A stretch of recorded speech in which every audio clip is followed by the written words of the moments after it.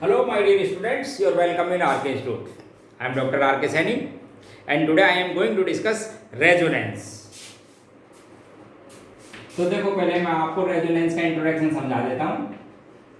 आज मैं आपको अपना मेजर टॉपिक रहेगा रेजोनेंस। पहले प्रॉब्लम समझो कि साहब इसकी क्या जरूरत थी। अभी इससे पहले मैं केमिकल बॉन्डिंग चल रहा है तो मैंने स्टार्टिंग इसी से किया था। इसकी स्ट्रक्चर लिखी थी ओजोन की।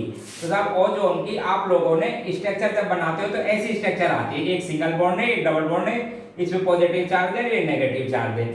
अच्छा, अब दिक्कत क्या है वो मैं आपको समझा दूं। साहब मैं पूछता हूँ, साहब मुझे तो बताओ कि या ये ऑक्सीजन ऑक्सीजन जो बॉन्ड है, एक तो ये ए टाइप का बॉन्ड है, एक बी टाइप का है, क्या ये बॉन्ड डिस्टेंस इक्वल है क्या? तो साहब मुझे तो इसको देखकर यदि ये ओजोन है तो मुझे तो नहीं लगता, क्योंकि यहाँ तो ऑक्सीजन ऑक्सीजन के बीच में डबल बॉन्ड है। बॉन्ड जब डबल बनता है तो पास आ जाते हैं, यानी ये जो ए डिस्टेंस है ये शॉर्ट होनी चाहिए बी से। सीधी सी बात है भाई। मैं तो ये कहता हूँ यदि ये ओजोन है तो ऑक्सीजन ऑक्सीजन की बॉन्ड डिस्टेंस इक्वल नहीं होनी चाहिए, क्योंकि मुझे पता है कि यहाँ पर कितने बॉन्ड बना रखे हैं आपने, दो। तो डबल बॉन्ड से अभी थोड़ी देर पहले बताया था, डबल बॉन्ड से बॉन्ड डिस्टेंस कम हो जाती है, सिंगल बॉन्ड से डिस्टेंस ज्यादा रहती है। तो ये बॉन्ड शॉर्ट होना चाहिए, ये बॉन्ड लॉन्ग होना चाहिए। If it is a ozone, if this structure is a ozone, then oxygen oxygen bond distance are not equal. लेकिन मैंने साहब ये मालूम किया बाई एक्सपेरिमेंट में। तो क्या है कि आपके कहने से थोड़ी मानूंगा, मैं तो चेक करूंगा एक्सपेरिमेंट से कि मुझे बताओ साहब एक्सपेरिमेंट से कितनी आती है, आपकी बात सही है क्या। मैंने एक्सपेरिमेंट से बात की, और जब बाई एक्सपेरिमेंट मैंने एक्सरे क्रिस्टलोग्राफी डाली मॉलिक्यूल में ओजोन सॉलिड लेके और एंगल चेक किया, तो मुझे पता लगा कि साहब इस ओजोन में ऑक्सीजन ऑक्सीजन ये बॉन्ड, चाहे इस ए की बात करो और बी की बात करो, बोले सभी बराबर है और डिस्टेंस बिल्कुल बराबर 1 to 8 एंगस्ट्रॉम डिस्टेंस है ऑक्सीजन ऑक्सीजन की, चाहे आप इस इधर वाले की बात करो या इधर वाले की। बोले साहब ऐसा कैसे आ गया? तो मैंने कहा भाई मैं इस स्ट्रक्चर से, तो आप इस एक्सपेरिमेंटल देखो, लैंग्वेज देखो, इस एक्सपेरिमेंटल जो प्रूफ है या जो आपके पास में एक्चुअल फैक्ट है, उस एक्चुअल फैक्ट को मैं इसी स्ट्रक्चर से एक्सप्लेन आपको नहीं कर सकता। मैं तो नहीं समझा सकता साहब एक्चुअल में बराबर होगी। तो फिर इस प्रॉब्लम को दूर करने के लिए केमिस्टों ने क्या किया, बोले साहब जैसे आपने ये लिख रखा है एक स्ट्रक्चर और लिख लो। बोले साहब ऐसा भी कर सकते हो, इन एटम को तो यहीं पर रहने देना, देखना मैं कैसे लिख रहा हूँ, इन एटमों को तो यहीं रहने देना। बोले कैसे और लिख लो आप। बोले साहब ऐसे लिखी जाए। बोले साहब ये भी वही बात है, अरे जैसी फर्स्ट है ऐसी ये भी तो सेकंड वही है, अब भी ऑक्टेट कंप्लीट है। बोले अब ऐसे कहना, नहीं तो फर्स्ट ओजोन है नहीं सेकंड, इन दोनों को देखकर एक कॉमन स्ट्रक्चर लिखिए। कॉमन लिखते हैं साहब, क्या कॉमन लिखते हैं? अच्छा नंबर वही रहेंगे एटम के, ये 1 है, ये 2 है, ये 3, उसमें भी यही है, ये 1 है, ये 2 एटम है, ये 3 है, इसमें भी यही, ये 1, ये 2 और ये 3। मैं इसलिए कह रहा हूं क्योंकि रेजोनेटिंग स्ट्रक्चर लिखते समय एटम की पोजीशन चेंज नहीं करते हैं, फिक्स रहते हैं एट देयर पोजीशन। अब बताओ इस स्ट्रक्चर में फर्स्ट और सेकंड के बीच में डबल बॉन्ड, वहां पर फर्स्ट और सेकंड के बीच में सिंगल बॉन्ड। बोले साहब एक काम करो, नहीं तो आप इसको डबल बोलो और नहीं सिंगल बोलो, बोले पार्शियल डबल बोलो, ठीक है साहब। ठीक उसी तरह से सेकंड और थर्ड के बीच में सिंगल और डबल, और यहाँ भी क्या बोलो पार्शियल डबल बॉन्ड। बोले साहब अब अच्छा इस पे प्लस और इस पे प्लस, तो इस पे नेट चार्ज आ गया आपके पास में प्लस, इस पे कोई चार्ज नहीं, उसमें माइनस, इसलिए इस पे बोल देंगे नेट चार्ज माइनस का हाफ, नेट चार्ज बोल देता हूँ माइनस हाफ, और इसमें भी नेट चार्ज क्या बोल देता हूँ माइनस हाफ। ओवरऑल तो न्यूट्रल ही हो गया मॉलिक्यूल। तो मैंने कहा था नहीं तो फर्स्ट स्ट्रक्चर ओजोन है नहीं सेकंड, बस ये जो मैंने लिखी है ना इसको देख के बोले साहब ये ओजोन है। यदि इसको ओजोन बोला जाए तो आपको कोई समस्या नहीं आए कि साहब दोनों ऑक्सीजन ऑक्सीजन के बीच की बॉन्ड डिस्टेंस इक्वल, इसे कहते हैं रेजोनेंस। इंट्रोडक्शन यहां से शुरू हुआ, तो देखो इंट्रोडक्शन की line, if all properties of the molecule does not explain with help of a single structure, इससे नहीं कर पा रहा हूं, then we write their other structures and these structures are known as resonating structures and this phenomena is known as resonance। Clear हो गया? एक line हो गई साहब रेजोनेंस का इंट्रोडक्शन। क्या जरूरत पड़ गई कि जब किसी कंपाउंड की सभी प्रॉपर्टीज को किसी सिंगल स्ट्रक्चर से आप एक्सप्लेन नहीं कर पाते तो काम मिल जाते हैं बहुत सी स्ट्रक्चर्स, उन्हें क्या कहते हैं आप? रेजोनेटिंग स्ट्रक्चर्स कहते हैं, और इस फिनोमेना को कहते हैं रेजोनेंस। अब पहली लाइन कि साहब ये बनाई कैसे आपने स्ट्रक्चर, कि साहब आपने वो कैसे लिखी थी, तो सुनते जाओ पहले तो आप ध्यान से। अब मैं सबसे पहले तो रेजोनेटिंग स्ट्रक्चर राइटिंग दिखाऊंगा आपको कि कैसे लिखते हैं, रेजोनेंस एक्चुअल में होता क्या है, ठीक है ना। तो आप सुनो अबाउट रेजोनेंस के बारे में। Point first, in resonance delocalisation takes place of pi electrons. क्या होता है कि इस रेजोनेंस में पाई इलेक्ट्रॉन का डीलोकलाइजेशन, डीलोकलाइजेशन का मतलब समझते हो ना, एक एटम से दूसरे एटम पर चले जाते हैं pi electrons, but atoms remains at their position, बहुत इंपॉर्टेंट लाइन है, delocalization takes place of pi electron as well as lone pair of electron, delocalization takes place of pi electron as well as lone pair of electron, but atoms remains constant at their position। एक line हो गई। Second point, mostly ये जो resonance मिलता है, mostly resonance presence in conjugated system. अब मैं पूछूं किसे कहते हैं कंजुगेटेड सिस्टम, तो आप सुनो मेरी बात ध्यान से, कंजुगेटेड सिस्टम की डेफिनेशन पूरी ऑर्गेनिक इनऑर्गेनिक फिजिकल सब में बता देता हूं, ऑर्गेनिक भी पढ़ाऊंगा तो फिर आप बोलोगे साहब ये कैसे हो गया। कंजुगेट सिस्टम की डेफिनेशन सुन लो, a system in which alternate double single bond are there at the place of double, देखो इधर डबल बॉन्ड डबल बॉन्ड ऐसा होना चाहिए, और eight the place of double bond maybe positive charge, maybe negative charge, maybe lone pair, maybe odd electron, ऐसा कुछ भी हो सकता है, मे बी एम्प्टी ऑर्बिटल। इधर देखो, इफ डबल सिंगल डबल ये होना चाहिए, या फिर बोले डबल नहीं हो तो उसकी जगह और क्या क्या हो सकता है सुन लो, at the place of double bond maybe positive charge, maybe negative charge, maybe lone pair, maybe odd electron में मिलता है रेजोनेंस, और maybe empty orbital is there and such species show resonance. और करना क्या है resonance में, बोले डिलोकलाइजेशन करना पाई इलेक्ट्रॉन का। देखो देखिए दिखाता हूं आपको, जैसे अभी मैंने ओजोन बताई ना, देखो ओजोन में बताया था, उसको एक बार फिर देखिए। ओजोन की एक स्ट्रक्चर लिख रखी थी आपने ये वाली, बोले साहब हमने एक ओजोन की ये स्ट्रक्चर आपने बना रखी थी, ये ओजोन है, ठीक है। अब बोले दूसरी कैसे बनाई, तो समझना ध्यान से, मैंने इस पाई बॉन्ड के इलेक्ट्रॉन को, जब पहले तो क्लियर कर देता हूं रेजोनेंस है या नहीं, बताया था आपको डेफिनेशन, अल्टरनेट डबल सिंगल और डबल, क्या है यहाँ पे डबल नेगेटिव चार्ज, देख लो मैंने आपको बोला ना डबल सिंगल और डबल, बोले डबल नहीं हो तो क्या क्या हो सकते हैं चेक कर लो, तो double single double resonance show कर जाएगा, लोन पेयर है, ध्यान रखिए आप। ऑक्सीजन के आउटर मोस्ट शेल में 6 इलेक्ट्रॉन होते हैं, तो इसके अंदर रेजोनेंस। अब क्या करना, पाई इलेक्ट्रॉन को करना डिलोकलाइज, यहां लिख रहा हूं दोस्तों, इधर देखो कैसे चेंज करोगे, इधर देखिए, जैसे ही पाई इलेक्ट्रॉन, ऑक्सीजन के आउटर मोस्ट शेल में 6 इलेक्ट्रॉन है, जैसे ही इस ऑक्सीजन ने इलेक्ट्रॉन को अपनी ओर अट्रैक्ट किया, इस पे चार्ज आ गया, नेगेटिव बॉन्ड रह गया सिंगल, इस पे पॉजिटिव तो पहले था ही, एक और आ गया पॉजिटिव, और ऐसी कंडीशन हुई, इधर देखते जाना इस तरह की, ठीक है। इस पे नेगेटिव चार्ज था ही, इसने क्या किया, इस ऑक्सीजन ने अपना एक इलेक्ट्रॉन दिया इस O को, एक इलेक्ट्रॉन ये गया, एक इलेक्ट्रॉन दिया इस O को, इसका तो पॉजिटिव चार्ज जो न्यू जनरेट हुआ था ना वो खत्म, और इसका ये जो नेगेटिव चार्ज था इलेक्ट्रॉन वो खत्म। इधर देखिए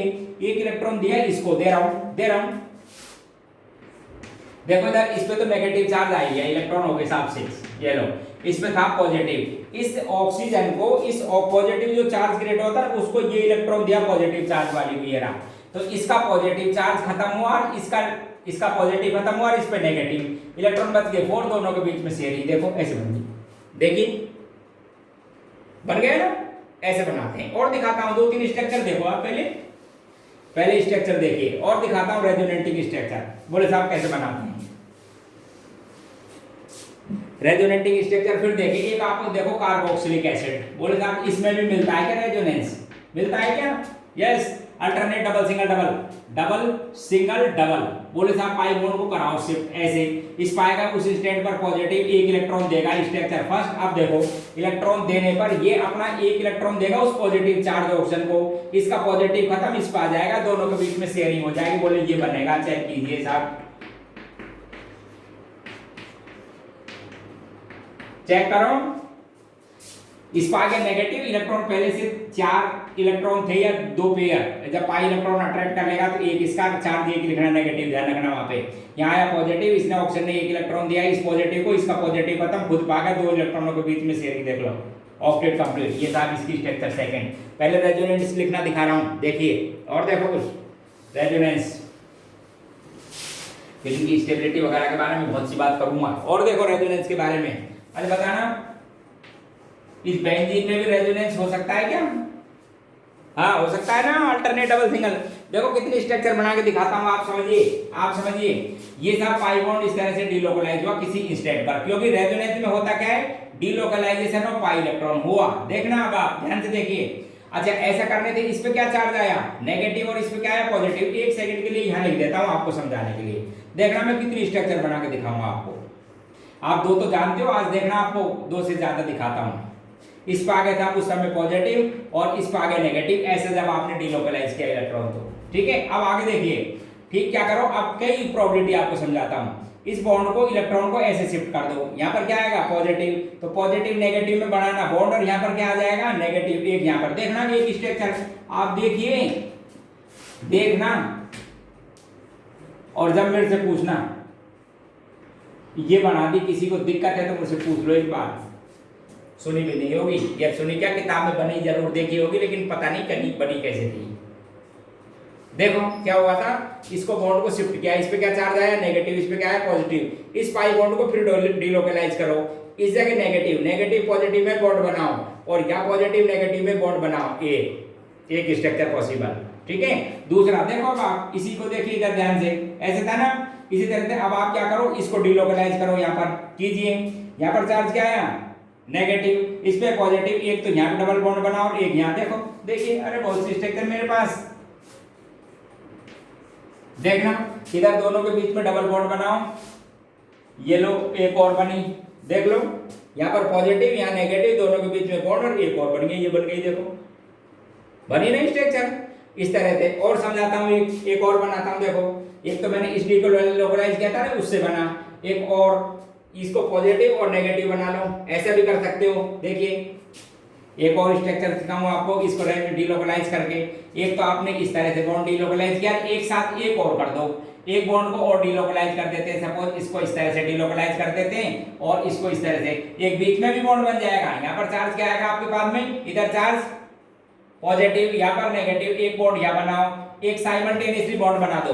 एक तो बीच की स्ट्रक्चर से बॉन्ड बना सकते हो, दो ही बॉन्डों को डिलोकलाइज करो। एक तो क्या करो, दो बॉन्ड को डिलोकलाइज, इस पाएगा आपके पास पॉजिटिव, यहाँ पे नेगेटिव, एक बॉन्ड बनाओ या बॉन्ड बनाओ, एक ऐसे। इन दोनों में, इन तीनों में भी स्ट्रक्चर में डिफरेंस है। एक मैंने ये बना दी, देखो इधर आया था आपके पास में डबल बॉन्ड, यहाँ आ जाएगा फिर ये डबल बॉन्ड, ऐसे। एक स्ट्रक्चर ये भी हो सकती है, एक स्ट्रक्चर ये, एक बीच वाली स्ट्रक्चर और बना लो, एक बीच में बॉन्ड और बन जाएगा।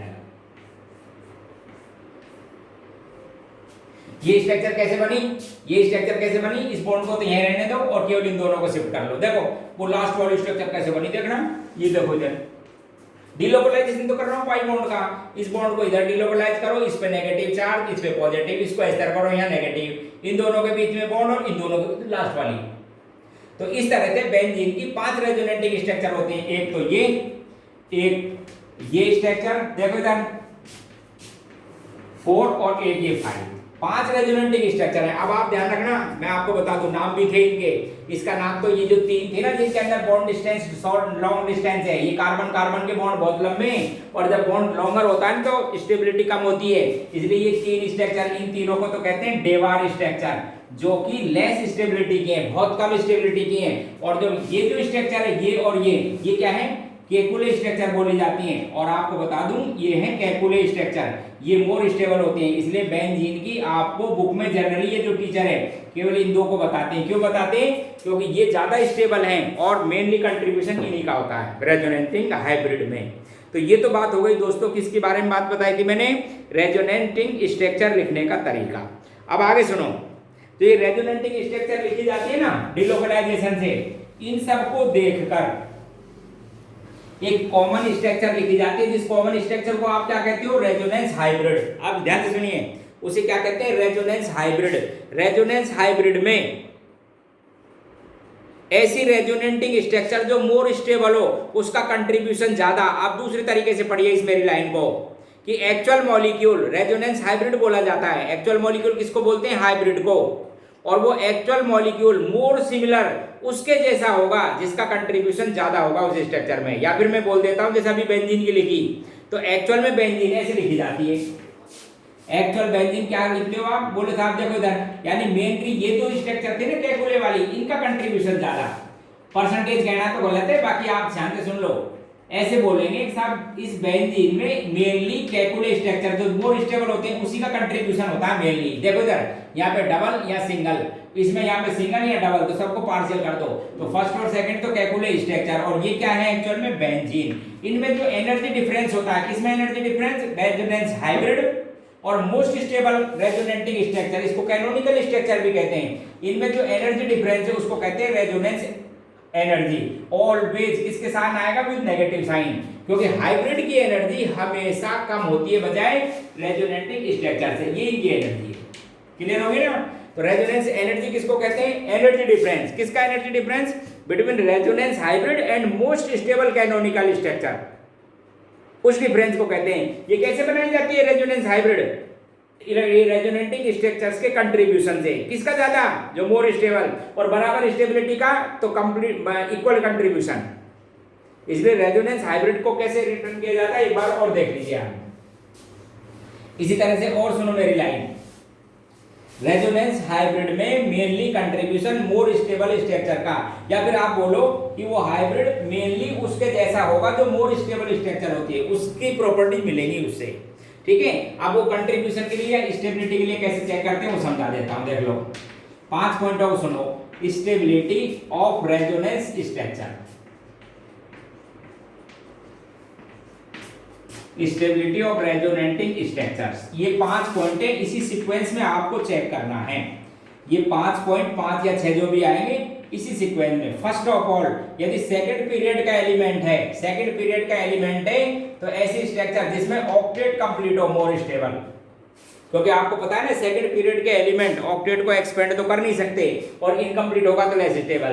तो यदि सेकंड पीरियड के एलिमेंट हैं स्ट्रक्चर में तो फर्स्ट ऑफ ऑल आप चेक करना उनका ऑक्टेट, जिसका ऑक्टेट कंप्लीट मोर स्टेबल। दूसरा पॉइंट इसी सीक्वेंस में चेक करना, क्वेश्चन कराऊंगा। सबसे पहले ये चेक करना ऑक्टेट, सेकंड पीरियड के लिए होना बहुत जरूरी है, थर्ड और इसमें एक्सपेंड हो सकता है। अगली बात बताता हूं, एक न्यूट्रल स्पीसीज और एक हो चार्ज स्पीसीज। तो neutral species more stable than their charge species, than their charge species. जैसे मैंने अभी आपको कार्बोक्सिलिक एसिड की स्ट्रक्चर बनाई थी, देखो इधर बेंजोइक कार्बोक्सिलिक एसिड की एक स्ट्रक्चर तो ये थी और एक दूसरी, डबल हेडेड एरो लगाया करो, उससे डिफरेंस किया जाता है। दूसरी साहब आपने इसकी स्ट्रक्चर ये लिखी थी, देखना मैं आपसे पूछूं, चलो आप खुद ही देखो, अपना आप समझ बैठ जाएगा। मैं कहता हूं साहब ये कार्बोक्सिलिक एसिड की जो स्ट्रक्चर थी, मुझे बताना है इनमें से which one is more stable. तो मैंने बोला तो क्या है कि जो न्यूट्रल स्पीसीज है, neutral structure are more stable than charge species. अब बोले साहब आप एक्सप्लेन करो, तो सुनो मेरी बात ध्यान से। मैं पूछता हूं चलो बताओ इन दोनों पे ये इलेक्ट्रोफाइल किस जगह जल्दी अटैक करेगा? तो आप बोले इस पे जल्दी अटैक करेगा। मैं बोलता हूं न्यूक्लियोफाइल किस पे जल्दी अटैक करता? बोले ये भी इसी पे करता। इसका मतलब इसे अटैक करने का मतलब इसकी एनर्जी हाई, रिएक्टिविटी ज्यादा, और जिसकी एनर्जी ज्यादा स्टेबिलिटी कम। आगे ना आंसर। तो दोबारा सुनो इस दूसरे पॉइंट को कि neutral structure more stable, common point बोल रहा हूं, neutral structure are more stable than charge structure. और चार्ज में भी बोल देता हूं single type charge structure, single type समझते हो, maybe positive maybe negative. Single charge type structure are more stable than structure which contain both type of charges, plus minus दोनों वाली से ज्यादा स्टेबल। अगली लाइन बोल रहा हूं, those structures in which less formal charge, ध्यान से सुनना, those structures in which less formal charge are more stable in comparison to the structure which carry high formal charge. Next point बोल रहा हूं, यही चेक करना आप। नेक्स्ट पॉइंट बोल रहा हूं, दोज रेजोनेटिंग स्ट्रक्चर्स, ध्यान से सुनिए, इन विच, तीसरे इस पॉइंट को important, those resonating structure in which negative charge present at the more electronegative element of second period. ये खास लाइन है, more electronegative element second period का जिसपे नेगेटिव चार्ज हो is more stable than less electronegative element, but if negative charge present at the second period element, देखना, if negative charge present at the second period element and higher period element, then higher period element resonating structure is more stable because negative charge disperse in their empty orbitals। तो मैं बोलूँ साहब एक तो O पे negative हो, एक sulphur पे, तो कौन सी ज्यादा स्टेबल? सल्फर की। और एक में बोलूँ O नेगेटिव और एक F नेगेटिव, कौन सी ज्यादा स्टेबल? O की। देख लो, सॉरी किसकी ज्यादा स्टेबल? F की।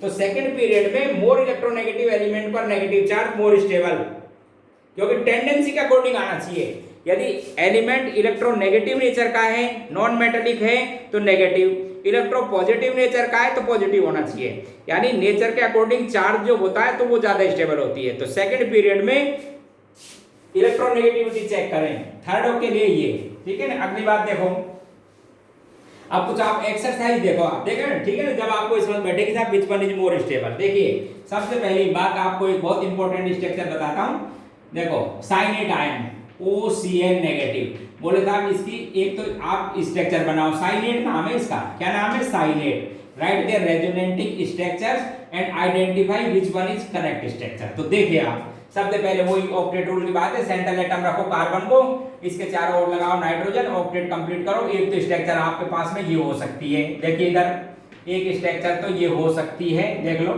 एक तो साइनेट ये रख, चेक कर लीजिए सबका ऑक्टेट कंप्लीट। नेगेटिव चार्ज इस पे रखो, और नाइट्रोजन का आउटर मोलेक्युलर 5 ही तो होते हैं या 6 हैं, देख लो ध्यान से, इसलिए नेगेटिव चार्ज। एक तो ये, दूसरा क्या करो साहब, इस पे इसको दूसरी रेजोनेटिंग स्ट्रक्चर बनाओ, इसकी बनाते हैं पाई बॉन्ड को करते हैं डिलोकलाइज, दो स्ट्रक्चर बना सकते हो, करो ऐसे। इस पे चार्ज क्या आएगा, पॉजिटिव, इसका इलेक्ट्रॉन देना है इसको। देखिए दूसरी रेजोनेटिंग स्ट्रक्चर आप समझिए, देखो एक था बोली ये रेजोनेटिंग स्ट्रक्चर बन गई, चेक कर लो रेजोनेटिंग स्ट्रक्चर। इस पाया नेगेटिव पाई बॉन्ड अट्रैक्ट करने पर पॉजिटिव, इसने अपना एक इलेक्ट्रॉन दिया इसको, पॉजिटिव चार्ज डिसअपियर, इसका नेगेटिव एक और बॉन्ड बना देना, ऑक्टेट कंप्लीट है, चेक कर लें आप, ठीक है। एक इसकी ये स्ट्रक्चर बना सकते हो, ठीक है, और भी एक बना सकते हो, ठीक है। क्या बना सकते हो उसको भी समझा देता हूं, एक और स्ट्रक्चर कैसे बन सकती है। देखो नाइट्रोजन में और कार्बन के अंदर एक स्ट्रक्चर और समझाता हूं, एक इलेक्ट्रॉन पेयर और सपोज देखो इसको ऐसे बना देता हूं, एक बार और अट्रैक्ट करें, इसको अट्रैक्ट करें तो ये नेगेटिव चार्ज और आ जाएगा, इस पे पॉजिटिव, फिर ये ऑक्सीजन इलेक्ट्रॉन दे देगी। एक और लिख देता हूं, आप उसको थोड़ा समझना, आप उस स्ट्रक्चर को थोड़ा समझिए। एक और पॉसिबल है,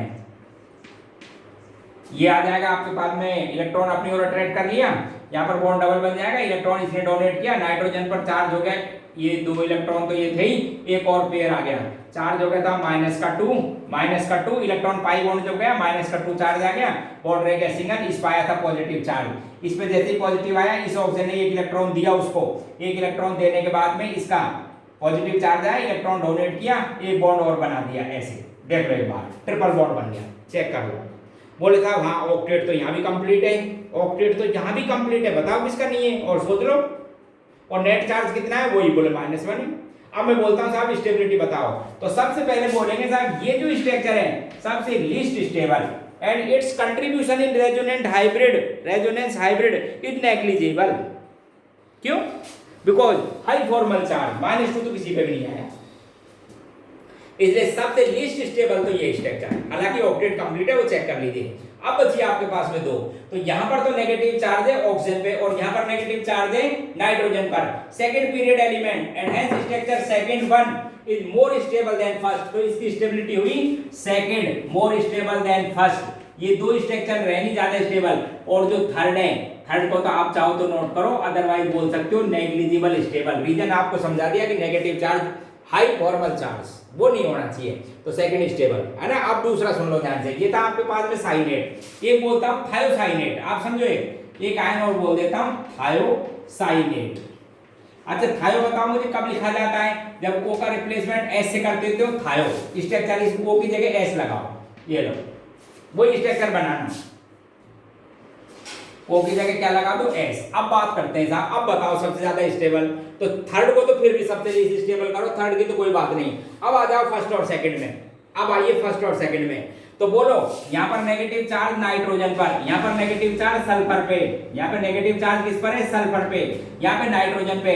इलेक्ट्रोनेगेटिविटी नहीं देखनी है, क्योंकि नाइट्रोजन की इलेक्ट्रोनेगेटिविटी हालांकि ज्यादा है सल्फर से, but empty D orbital present at the sulphur because it is third period element, और थर्ड पीरियड एलिमेंट पे एम्प्टी ऑर्बिटल, इसलिए negative charge despair and hence the structure second one is more stable then first.